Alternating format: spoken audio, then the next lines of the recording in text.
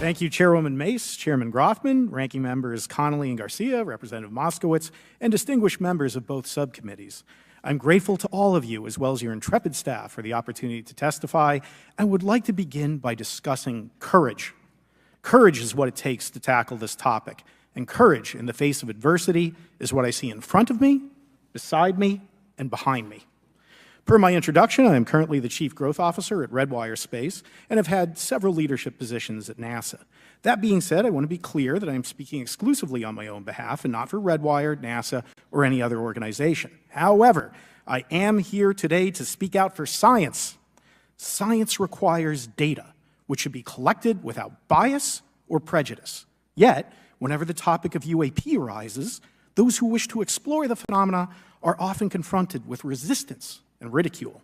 For example, members of the NASA UAP Independent Study Team, particularly those in academia, were mocked and even threatened for simply having the temerity to engage in the study of UAP.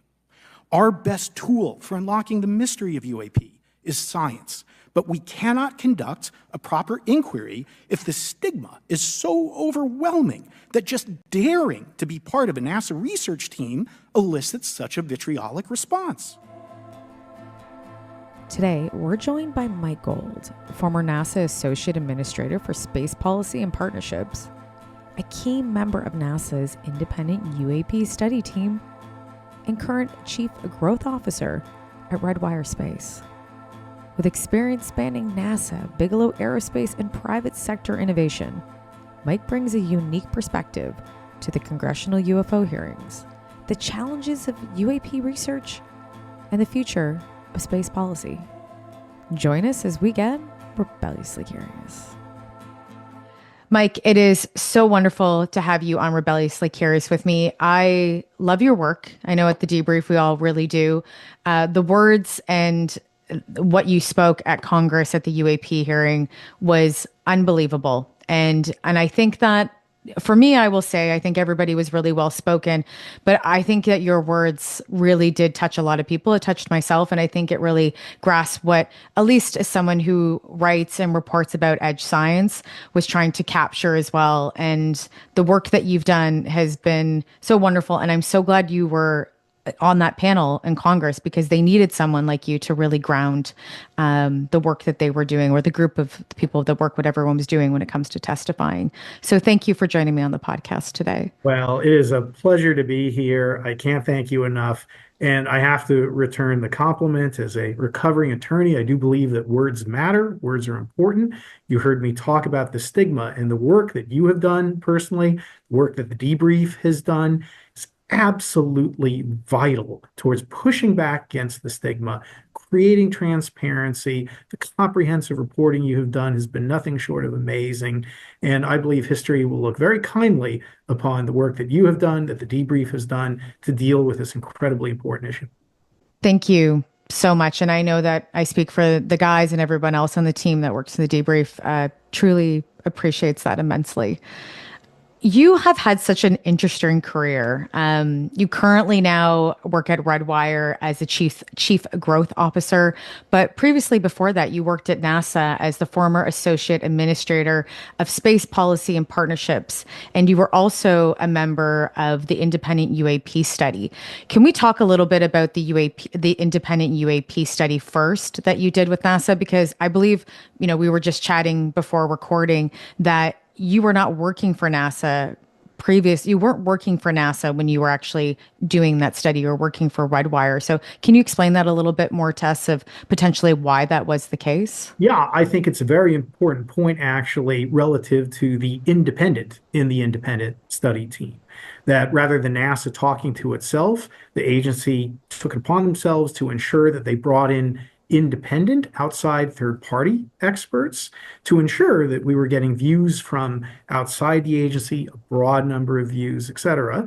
Now, they were including people who had either worked with or worked for NASA in the past, because that's important perspectives to bring as well. But it was one of the many reasons I was very proud of the agency for forming the team, and the fact that it was done as an independent institution rather than something that was filled with purely NASA personnel. Yeah, for sure. And it makes sense, right? Hence the name. Knowing the information that working at Redwire, the work that you did with Robert Bigelow, which I think is at Bigelow Aerospace, which is really interesting, and we'll get into that as well. But when you look at all the data that has come forward in the past and previously throughout all of your work, how do you interpret the data when it comes to UAP? What does it say to you? Because I think it maybe says many different things to different people in this space, especially when they work in science or any form of humanities as well. But I would love to know your take on it. Sure. So to be clear, I am not a scientist. I only play one on television and at congressional hearings. I'm an attorney by trade, recovering lawyer again. And as I look at things, I would look at it through a legal spectrum.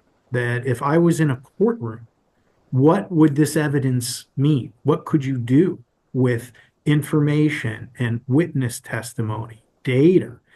And that's why I have been attracted and find the UAP phenomena so interesting, not for lack of information and data, but because of the vast amount of information, of data, of eyewitness accounts that we're seeing in UAP.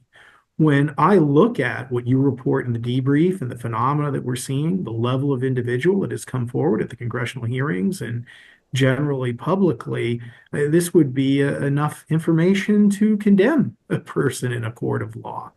And I've always been surprised and disappointed with lack of seriousness that the issue has gotten from the mainstream scientific community, from the media. That's why, again, I'm so grateful for what you're doing, but also for what NASA did. That just forming the NASA UAP independent study team, I think, took great courage, at least from a bureaucratic perspective, and helped push back on the pernicious stigma that has prevented us from unlocking the mystery of UAP.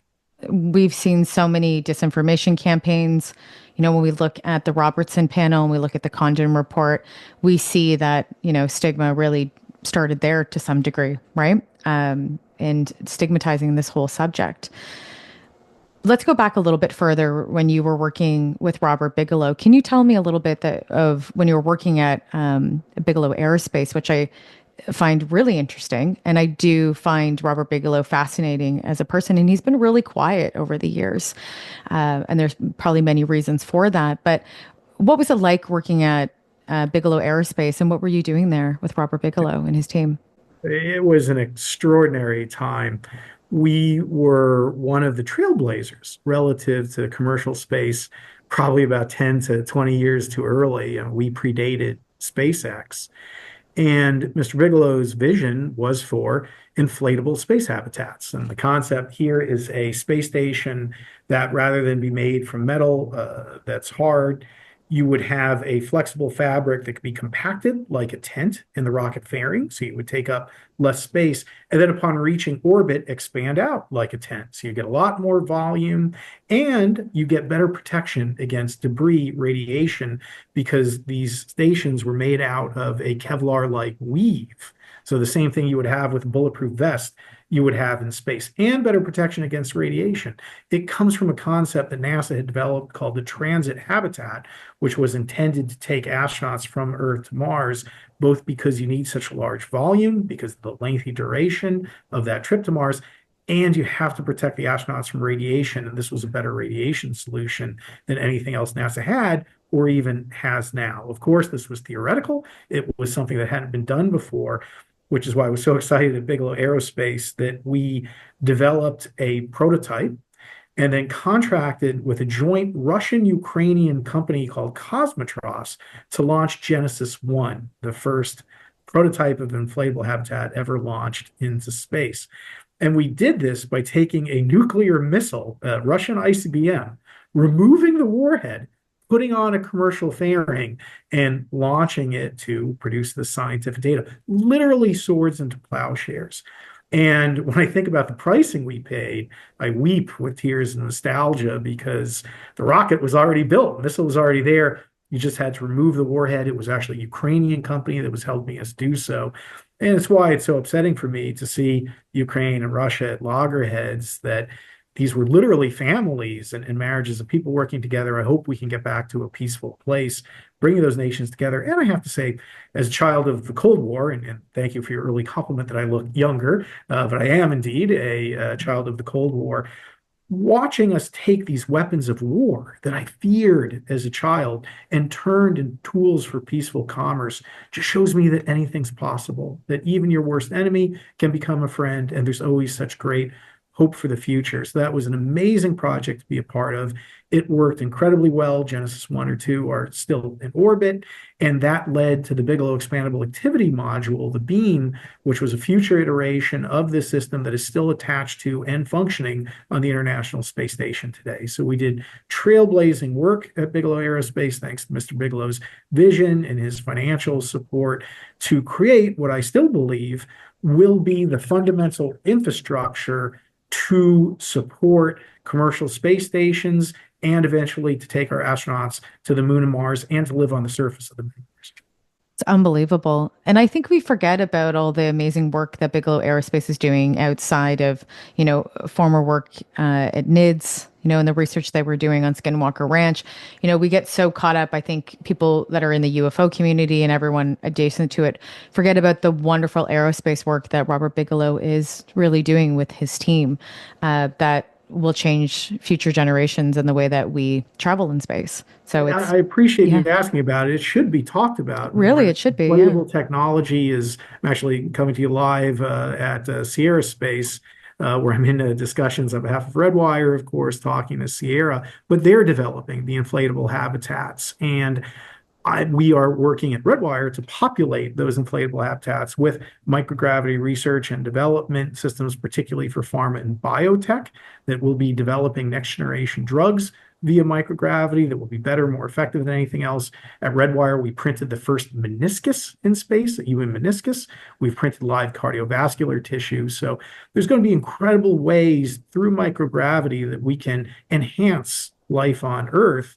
And these Redwire systems in inflatable habitats with Sierra Space, I think will be really interesting. But we don't give enough credit to those pioneers at Bigelow Aerospace that flew this technology for the first time, matured it. And again, I do believe that these systems will be absolutely vital to future lunar, Martian, and even low Earth orbit missions. It just makes sense from a physics, safety, and a volume perspective. So I'm very excited to see the inflatable technology continue to come to fruition. Yeah, it's so amazing. And I was speaking to a friend of mine that works in venture capitalism, and I said to him earlier today, well, he asked me, he's like, what do you think about the lay of the land, Chrissy, from UFOs to edge science? And I said, UFOs outside of it, I said, looking at edge science, I said, I'm so optimistic. I said, we live in such a world right now that is so polarized politically, socially, well, especially in North America. I'm Canadian, but I play in both sides, American and Canadian. What North I read, American, you could be American soon now, right? Well, right. I know the 51st state. Geez, don't get me that started. And so I think that we do live in this space right now that is so polarized with our countries, or just North America in general. I'll include Mexico. I don't know about socially for Mexico. I know they obviously have their own hardships in other ways socially, but for our two countries that are living with this social polarization, there's some moments where you're just so sad, where you're like, where is the optimism? And it comes from space and technology and science. That is the optimism. And if we look at that and we look at all of the amazing developments, almost the sci-fi related stuff that's going on, that's like fantastical, it's a place that gives us a spot to be thankful and look at the optimism that's going to come. And it can truly change our planet if we make these decisions now and we make proper decisions with good policy and good leaders behind them. The world's to come for the next generations is going to be a really wonderful place and playground to play in. So when I see that, thank you to Redwire and all the rest of the companies, because we wouldn't be there if it wasn't for everybody working on this type of technology. It's literally why I am in this field, that we are going to space, not just for the science and the awe-inspiring discoveries, those are wonderful, but to build a better future. We're building not just better technology, but a better future for all of us on Earth. Here at Redwire, even just in my own company, we have facilities not only throughout the United States, but in Belgium, in Luxembourg. I'll be headed to United Arab Emirates soon. When I was at Bigelow Aerospace, again, it's why I don't complain about the weather anymore in DC after 3 campaigns in Siberia. Space forces us to come together as a world, as global humanity. It unites us like nothing else can. And the same is true for the UAP issue. There's probably few, if any, things that many of the members in Congress working together on UAP agree on, except for UAP. And I think many have commented, and we've seen it certainly in the debrief, that this is one of the few issues where we can come together as Democrats and Republicans, as humans, to tackle it. When I was at NASA, certainly one of my focuses was on developing, crafting, and implementing the Artemis Accords, which 52 countries have now signed on to. There's probably very little, if anything, all 52 countries agree on, except for the safe, prosperous, peaceful development of space. That's why space is so important, that not only can we learn more about what's out there, but we can create a better future for us, for our children here on Earth. We can for sure. And yourself and so many other people that have testified in Congress, from Ryan Graves, Lou Elizondo, retired Rear Admiral Tim Gallaudet. There's so many amazing people that have stepped forward in front of Congress and have testified and have said that this needs to be started taking seriously, both politically and socially in America. You know, Canadians are having their own conversations now. The new Sky Canada Project report actually just released today, so we're slowly getting there. But when I look at Congress and the work that you're doing and those others, it really is steps forwards into changing policy. How did you find yourself there, Mike? Because I think that some people we know that have had a large voice and have had multiple different conversations with different politicians in this space were there. They've written books. They've either testified or done any other things. And then we see yourself come in, and I was so excited because I was like, oh my gosh, there's somebody here from former NASA. Like, this is a totally different agency in space that's coming in to have these conversations, and organizations to have these conversations. But you're also, your background and what you're doing now and being at that table, as I said before, really does cement the legitimacy of this topic, and from you being there. So again, how did you find yourself in this place? So I formally, in addition, I had many roles at Bigelow Aerospace, including congressional relations. I set up the DC office for Maxar Technologies, originally Space Systems Plural, when I came in. And at Redwire, I have government relations underneath me. So I'm very familiar with Capitol Hill. And when I saw the congressional hearings occurring, we reached out to the House Oversight Committee staff because I was afraid that NASA was being left out of the conversation. And this issue and topic lends itself to national security and to military conversations, and justifiably so. That's obviously extraordinarily important. But my fear was that NASA in civil space was being left out. And I think we have an incredibly important role to play. The hearing was about how do we resolve the issue of UAP? How do we get answers to the mystery? And I think that NASA and civil space and civil aviation has an extraordinarily important role to play. We spent a lot of time at the hearing talking about classified information and SAPs and things we can't get to. I was there, and I asked to be there to try and emphasize the point. There's a treasure trove of information right now that we could be looking at that's publicly available, while maybe not resolving the issue entirely. And I know there are some who are upset that, they want more first hand witnesses, and me too. I think that would be wonderful.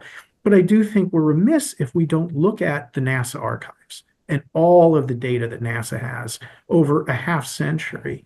And while I can't say for certain, I am very optimistic that even a cursory review of those archives will produce information that's extremely important to studying the UAP phenomenon. And the fact that we haven't done this yet is disappointing to me. And I think with a relatively modest amount of time and effort, we could get some really good information from data that is already publicly available. We spend so much time talking about information that isn't publicly available, can't be discussed outside of a skiff. And that is, again, important to have that dialogue. But let's also take a look at what we've got.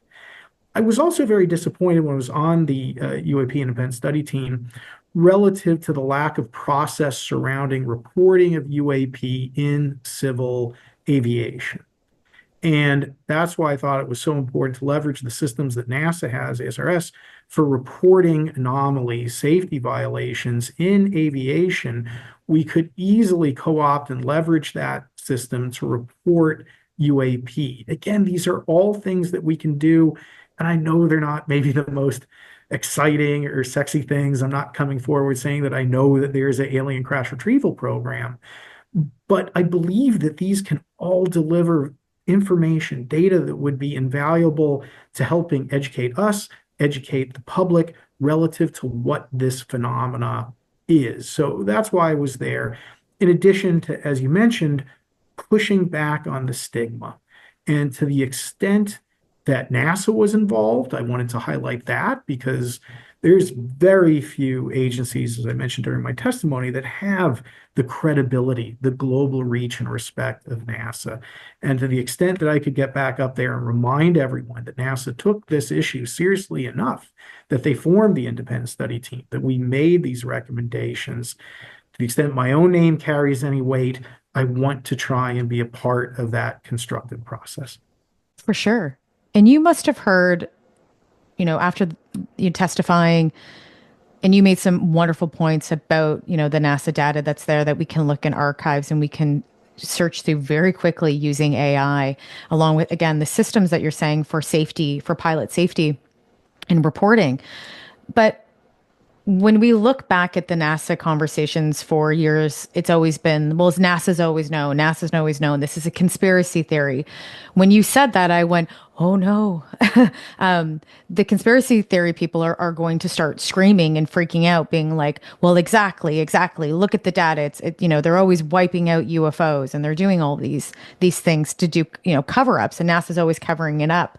So I guess my conversation is working internally, are you saying let's bring out that data, let's show it public, let's analyze it, and let's be transparent, I would imagine, that this isn't a cover up and that we do have these archives of data that we can look, that we can help contribute meaningfully and be transparent and be the civil organization that NASA should be in help, standing behind the UFO topic to be legitimate and to have people take seriously, and for a place for that NASA can be the place for discovery.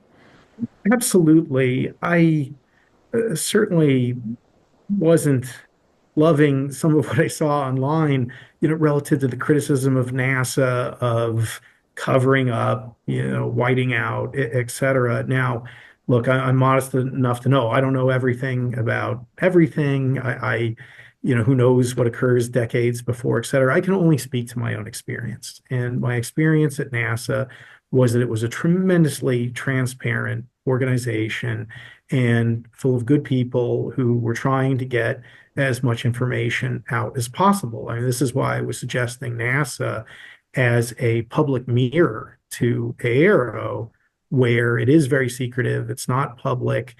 I would want to see a public-facing entity that could, as much as possible, act as a portal for public, for citizens to be able to report what they're seeing in the civil world, and for people to be able to access it, researchers, et cetera. So I don't mean to condemn those who think there might have been something wrong done by the agency in the day, or who knows. Again, I don't know.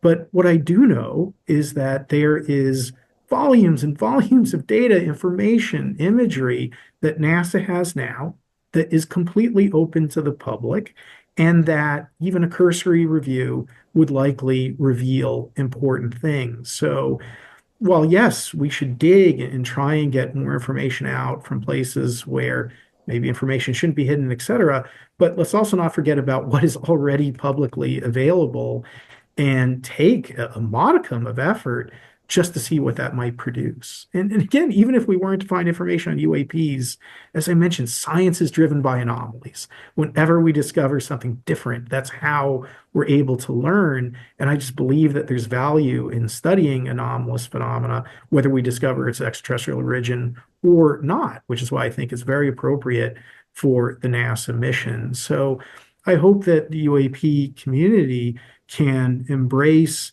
NASA, embrace the opportunity to leverage the archives and see what we can discover with what's publicly out there. I believe the effort will be very much worthwhile and informative. You're right, and some people are always going to push misinformation and disinformation, right? That's just what happens. Unfortunately, in this space, we just have to know better to combat it.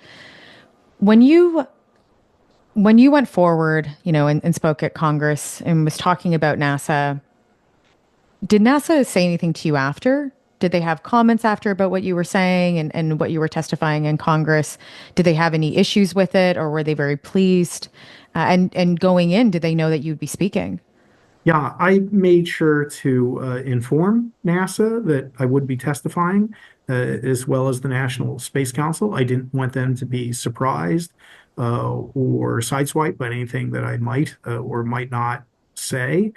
And there was no effort whatsoever to say, oh, you shouldn't do this, or don't talk about it. Again, I received nothing but encouragement. There were a few people maybe along the way who were skeptical that, oh, this is going to be tough, and you're going to get some difficult questions. But beyond that, I was very grateful for the support of my former colleagues at the agency, at the White House, to participate and share any views that I might have. So I was very grateful for that. Again, there's a lot of people at the agency, as you might imagine, who are fascinated by this topic, who are hopeful to learn more. And if there is anything being withheld, that they'd like to see it come out. I'm sure your listeners wouldn't be shocked to hear that there's sci-fi fans and space fans and people who are fascinated by UAP within NASA. So I have been very fortunate that I've received great support at Redwire and from NASA to be able to speak on and tackle this topic.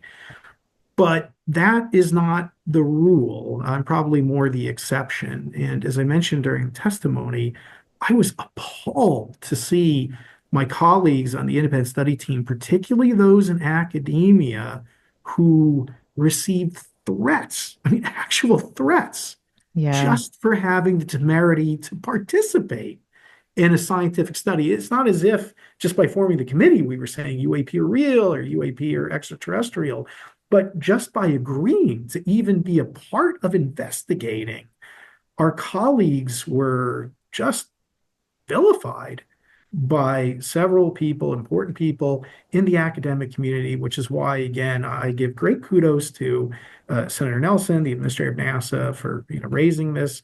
I give great kudos to those on the committee who were attacked, again, for just having the desire to take an objective look at this. And as part of the reason I was testifying, I wanted people to know about that courage that they committed.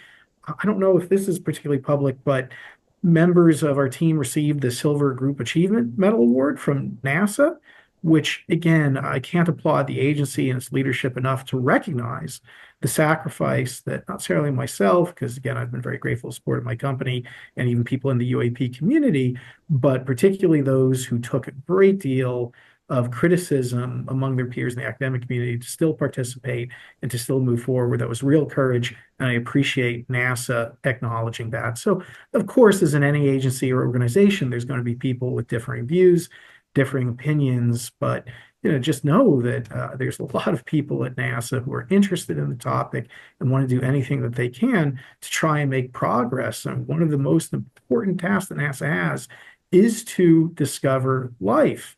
And thanks to your work in the debrief and those in the UAP community, Senator Nelson and many other people who are on the Hill, we're seeing more of a drive to see what UAP is and if it's a potential answer to if there is life out there. And I've been so pleased to see my favorite space agency, engaging in a constructive manner and lending its credibility to understanding UAP in a objective and serious fashion. For sure. I remember when all of us were watching at the debrief, the press conference for NASA talking about the UFO research and the initial study.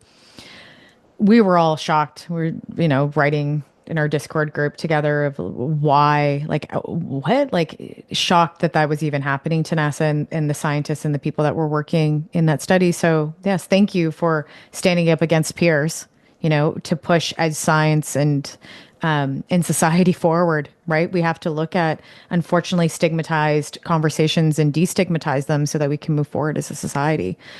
With that said, maybe with some being stigmatized, when looking at the congressional hearings, we noticed that there were so many Republicans and no Democrats at all. So many Republicans, no Democrats. Why do you think that was the case? And when you walked in the door, did you notice that when you sat down that you thought, wow, this is way more Republicans here than I would have noticed and would have imagined? Because the last hearing, there was an equal share from both parties. Did you notice that? And what did you think when you sat down and maybe realized it?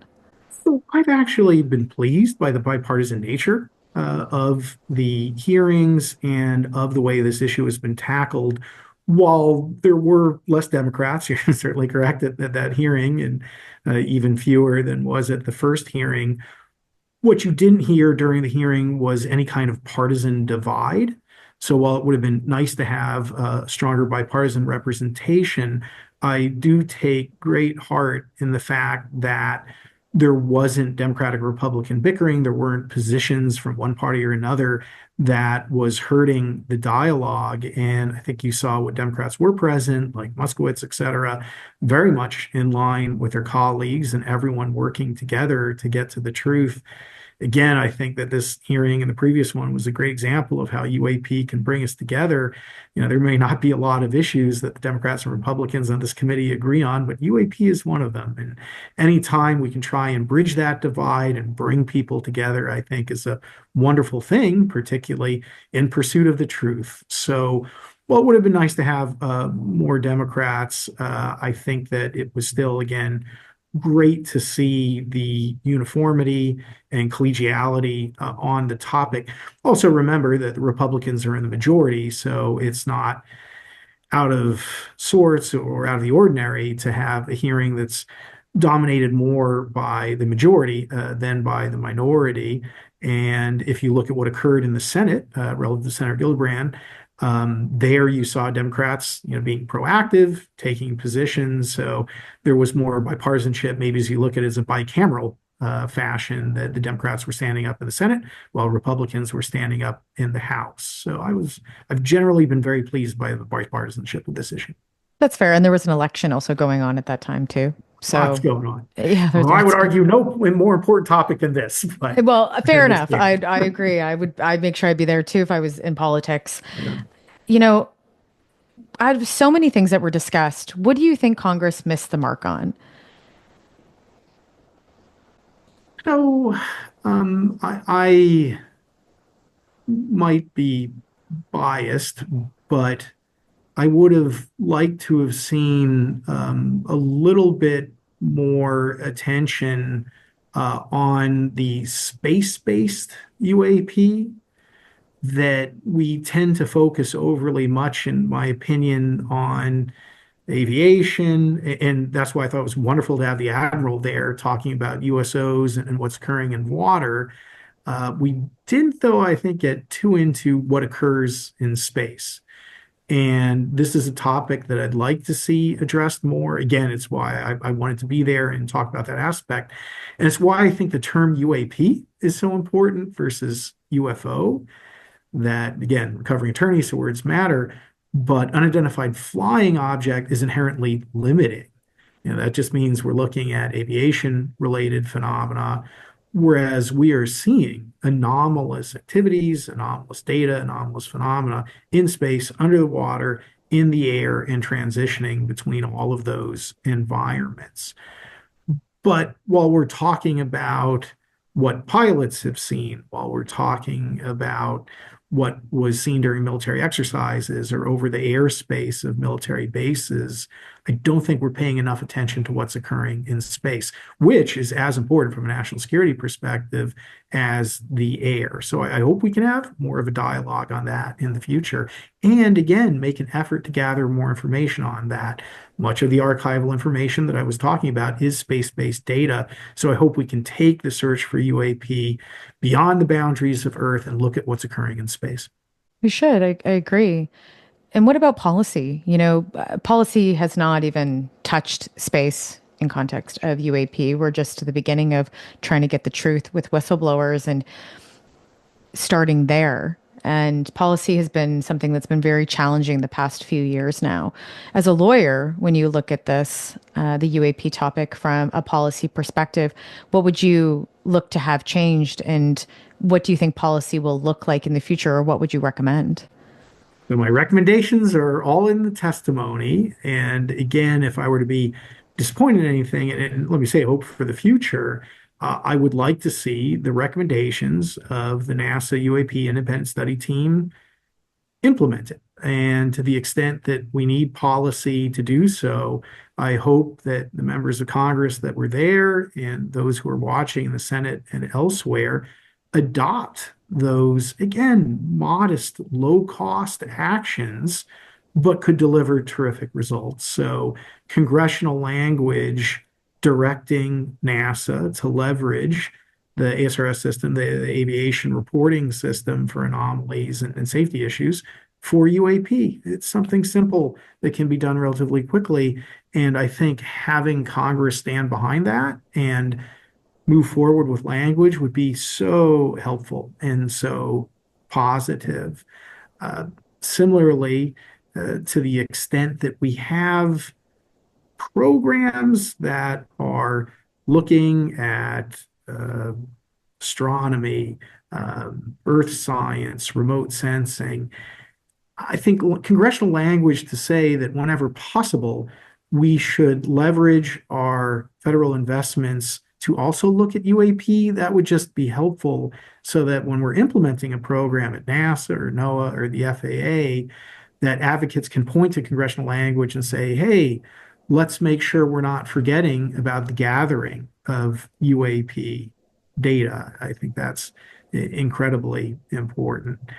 And I would really like to see eventually a permanent office at NASA that could both take in information, whether it's through the SRS system or whether it's through just the public coming in with information. And again, NASA acting as an entity that at minimum can archive information, make it available to the public, and to the extent funding allows, study this information. And certainly as we look at the next administration, as you noted, there were a lot more Republicans than there were Democrats during that hearing. My hope is that this is an administration that's going to focus on disclosure. I mean, I would be thrilled to see people like Lou Elizondo, David Grush in positions of power to really help drive that.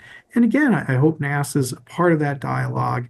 Not only can we discover UAP, but meteorites and protecting the Earth from asteroid strikes, the space environment, space weather. There's so much more that we can discover anytime you start to look, which is why I think this is a 2-for-1 opportunity, that not only can we search for UAP, but we're going to discover a lot of great science along the way as well. And to the extent that we could get language in Congress encouraging NASA to do that, to arm people who are advocates for disclosure with congressional backing, so when conversations occur within the agency, that you can have that direction from Congress, I think it would be incredibly helpful, and I'll continue to advocate on Capitol Hill for such movement. Yeah, I think we do. And I think reparations need to be paid too to certain people. I would say to Richard Doty's family and Linda Moten Howe. If you know, Project Beta is a book that is written by Greg Bishop, who's a dear friend of mine. And Richard Doty worked in the Air Force, but there was multiple different agencies that did a disinformation campaign on both of these people. And it affected Paul Benowitz's health immensely. He had mental health issues. potentially before, but for sure after the fact. And Linda Moulton Howe was affected immensely too. And so nobody has been paid for what they've done. There was this disinformation campaign that would have been against the law, I would imagine, technically to some degree to do that. We know that after the condom report, there is against the law to do that to American citizens. So to this day, that conversation has not been had within Congress or anywhere else. So I'd hope that Richard Doty or others would be able to step forward in time to talk about how do we have reparations for other people that have been affected by government campaigns, misinformation, and have targeted these people and have ruined their lives, because I feel that there's many of them. Yeah, it's all part of the stigmatization, maybe the most pernicious aspect of a stigmatization when someone's career or life are ruined. And my fellow witness at the last hearing, if you've read Lou Elizondo's book, and I highly recommend it, you hear what he and his family went to, basically losing everything. And they ended up, he was saying, is digging a hole in the ground to use as a toilet in the end because they had lost their home. And this is the price that many have paid to come out and advocate for disclosure, and why I consider people like Lou, the Admiral, David Grush, and others, true American heroes. Anyone who's willing to sacrifice themselves, their careers for the truth, deserves our immense respect and gratitude. You're right. And the fear is that these people have put their life on the line, like Paul Benowitz did and Linda Moulton Howe, for truth, right? And transparency and fighting for it. But they were given a whole bunch of lies. And that's what they were promoting. And then later find out that it was disinformation and it killed their credibility. So the fear is that, we look at David Grush and we look at Lou Elizondo and we look at all of these people that have come forward and said that, I've seen this documentation, I've seen these things, other intelligence officers, people higher than my superiors have told me these things. But then we find out through the grapevine that some of this, a majority of it is disinformation. So policy does need to be in place so that we can, support the people that need to be supported and be able to find the truth, and then also tell the people that are actually trying to say the truth and they're trying to put this information forward, what is correct and what isn't. And I think that's the hard time. That's really hard for people, especially in the mainstream, to wrap their mind around, because first of all, they don't want to believe it because it can be very scary and it changes their existence potentially. And also they're not sure if what these people are telling them is the truth, because we live in a society that unfortunately lies so much, and the government has, used the tag word gaslit, has gaslit so many people that nobody cares to listen or they don't want to believe. And how do we get over that? Well, we've got this wonderful thing called science, and this is why I'm such an advocate and a champion for scientific inquiry. And I really thought the NASA UAP Independent Study Team was a wonderful opportunity to teach the public about the scientific method. And while, as we talk about conspiracies and disinformation campaigns, again, obviously it's very difficult to understand what the truth is or where the truth is. For sure. Much easier from a scientific perspective. And when you've got hard data from aviators, from radar, from visual systems, when you can look at what's occurring in space in terms of anomalous acceleration, directional changes that seem unnatural. This is the kind of data that I think we need in order to have a constructive and objective conversation that isn't open to the kinds of criticism that occurs as we talk about what might or might not be occurring in the government. Again, not that we don't have to have a large holistic review and discussion, again, as you and the debrief have done in terms of what's occurring, but I just want to, again, be a champion for looking at the scientific information, particularly what's already available, and seeing what that teaches us, and then acting upon that information, because I think it could help drive the way we view the phenomena and what kind of information we're looking for, not only scientifically, but bureaucratically. So go science. I think you're right. You're right. We have to use science and data to push this topic forward. Because right now, when we look at even just a light humanities conversation, when we need the humanities there, no matter what, but data has to push this conversation forward along with conversations about national security. And with that said, we live in a state right now where national security is a very big deal. You know, we are living through a version of the Cold War, if people want to believe that or not. There's a lot of tensions. You know, well, thankfully today, as I'm recording this, you know, there has been a ceasefire, at least within Gaza. So there's some a shining light there as a start, but there is a lot of heated political conversations and a lot of potential wars that could be happening and or happening right now. So when we look at things, when it comes into national security, the conversation right now about our own national security in North America, I think, is pretty high, especially with the drones that have been all over New Jersey and around, technically around the world, looking at different types of military base installations and collecting data. Not saying this is all UFOs, because maybe it is, maybe it isn't. We don't know. And Trump, when he, you know, becomes President Trump, is back running his administration again, he will come forward potentially and tell us what they are. So I'm looking forward to that if that is the case. But in your perspective, watching this, you know, from a legal perspective and also looking at it from a science perspective, what is this drone flap? Like, what is happening? Is it a foreign adversary? Is it our own tech? And, you know, maybe in some wild chance, maybe these are UFOs. I mean, I have no idea. My in-laws live in New Jersey, so definitely someone's maybe looking at them. I don't know. I expect, though, that like many of the phenomena that we see, we could be looking at an all of the above situation. And I think that's what may occur when you have a legitimate UAP, and that's not to assume what or where UAP is from, but you can have follow-up then, and justifiably so, from national security entities to look at what's occurring. So then you have a UAP phenomena followed by national security or even civilian law enforcement, and then one thing can get conflated with the other. So I think, you know, different phenomena in study can travel together. What has struck me, though, the most about the New Jersey sightings is first that, again, we didn't get a lot from the mainstream media on it at first. Again, I give credit to the debrief and what was happening on X and the UAP community that was really getting the information out before it was embraced by the mainstream media.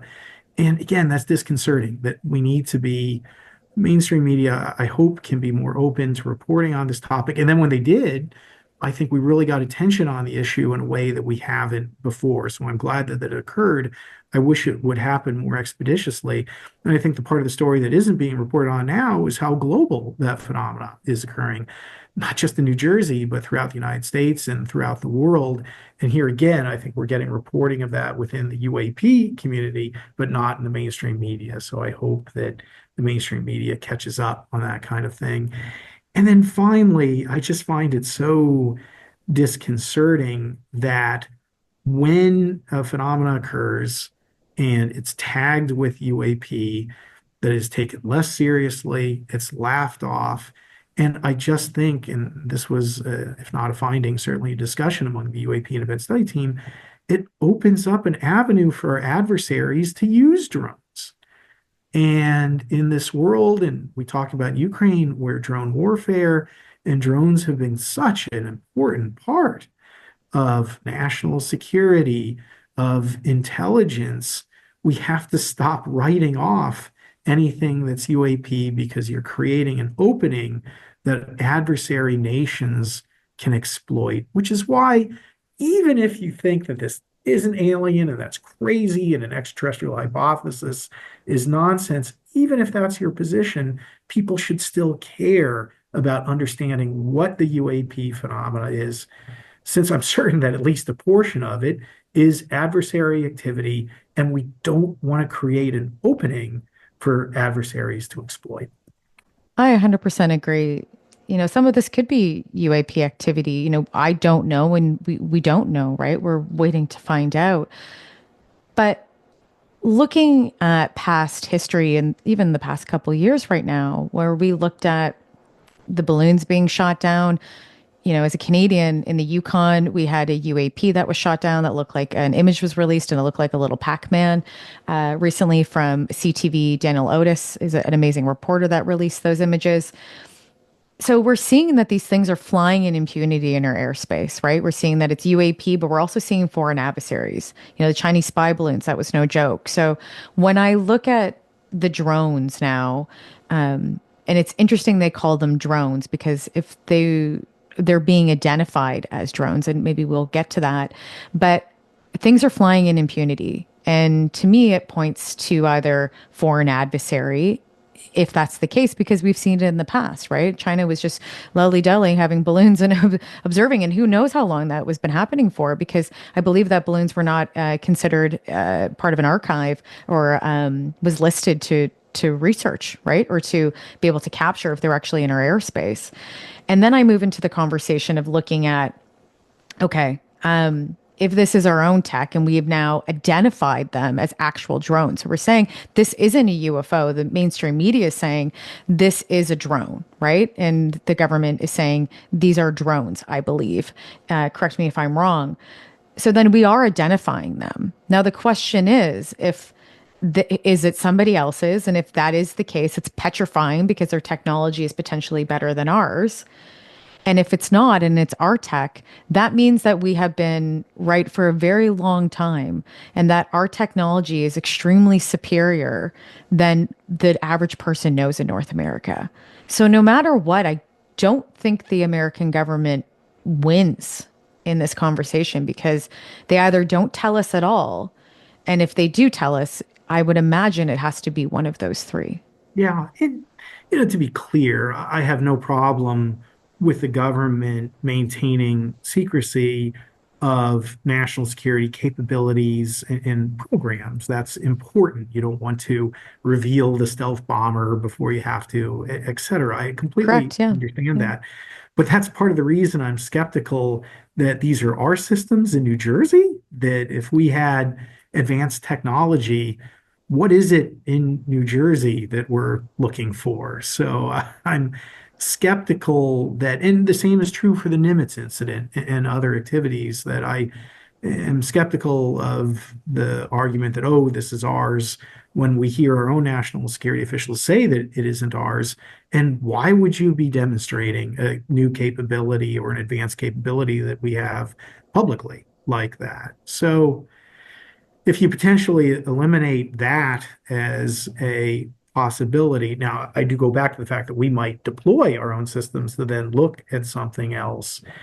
Again, I hope that the next administration, we've heard a lot of this, I think, from advocates for disclosure and just on drone policy, that we are entering the era of UAV, of drones, and the countries, the companies that excel at that will be the economic and national security leaders of the future. Again, we've seen this time and time again in Ukraine. We are always fighting the last war. We need to be cautious not to, which is why I believe more and aggressive investment in UAV and drone technology is just going to be vital, both relative to potentially future conflicts, as well as protecting ourselves domestically and otherwise from adversarial activity. But here again, I want to advocate for the whole of government approach, that it's not just national security that needs to be looking at the drones UAV issue, but if we had NASA, if we had NOAA, if we had civil aviation reporting what they were seeing, going into a public database, I believe it would be eminently helpful. So again, just trying to remind people, don't forget about that part of the conversation, because I think it can be so valuable, not only to reviewing the NASA archives, but even the New Jersey situation and the global drone situation that we're seeing today. Yeah, I agree. Stop compartmentalizing things. We need Yes. to be able to working together consistently to make change and to have administrations run faster and agencies run faster and quicker. I would imagine it would save more money too, if people are Yes. utilizing certain services together and systems, right? Yes. But I do get worried though that if it is this foreign adversary conversation, then we really need to have this conversation as a society. If government's not going to have it for us or talk to us about it, because if China or any other foreign adversary's technology is better than ours, and we look at China, drone supremacy. They have it. Unbelievable technology, along with quantum computing. The RAND reports that have come out recently have said that China is number one in quantum computing and looking at quantum sensing. And that is petrifying. Outside of UFOs, when we look at national security, that changes everything. Yeah. If they crack that code instantly and know how to use it to their best advantage, it could wipe out majority of our own systems in North America. You are So, spot on, Chrissy. I mean, we fall behind China yes. at our peril. And whether that's quantum computing, quantum capabilities in general, and this is something we live with in the space world constantly. And it's why I was advocating not just for UAP, but also a little bit for additional funding for NASA, that we cannot let China be the first to the moon. We cannot let them be the first to Mars. We cannot let them own low Earth orbit. It's important, not just technologically, but we need to launch not just our astronauts and our systems, but our values to space of freedom, liberty, openness. And we do not want to be in a situation of technological surprise. This is what DARPA was created to defend us against. And as you articulated, we are likely behind the Chinese in many of these areas already, which is why I hope that we can see more robust investments in space, more robust investments in UAV and drone protection capabilities, in quantum. And if there is truly extraterrestrial retrieval or these kinds of things occurring, I would hail back to something that Senator Rubio, I think, has said in a number of instances, that this is of grave concern, that if there is advanced technology from whatever source, that we are not tackling with our top scientists, our top institutions, then we could fall behind the Chinese, who likely are. And this is, again, where the stigma is so pernicious, that if we're not taking this seriously and over compartmentalizing research, that's dangerous, that we could wake up to a grave technological surprise from the Chinese, whether that's earthly technology or something more exotic. It's absolutely an issue that we need to pay attention to. Freedom is not granted, it's earned every day. And we choose whether we're going to defend that freedom with the investments, with our time. And I know we're very worried about what that future looks like in the space world. We're doing all we can, but certainly NASA could use more investments. It's just a fraction of what we received in the past and what the overall budget is. But I believe for great returns, not only again for science, but protecting our future, creating geopolitical coalitions against adversary nations that don't necessarily have ideas of freedom, liberty, of respect of international law, transparency in mind. That's what the Artemis Accords were done to do, to create a coalition of the willing that supports a vision of a peaceful, transparent future in space. Space should be about discovery and wonder, not danger and opaqueness. So that's what the Artemis Coalition has. That's what we work for in the private sector with Redwire. And I hope that's what we'll see more of with the new administration. I hope so too. Here's hoping. I hope the next generations will live in a space where they're able to explore space and the rest of the globe freely, with less worry than we're dealing with now. So maybe, we fight for those freedoms now so that other generations can have it later. Only if Winston Churchill was still around. And thanks to you and, reporters like yourself and all of those who advocate for more information on UAP and support science and NASA, I am confident that we will have that better future and that our children will grow up in a world of awe and wonder. It's going to be difficult getting there, thanks to all the efforts that you, your listeners, and everyone put forward. I've never been more excited about what that future will be.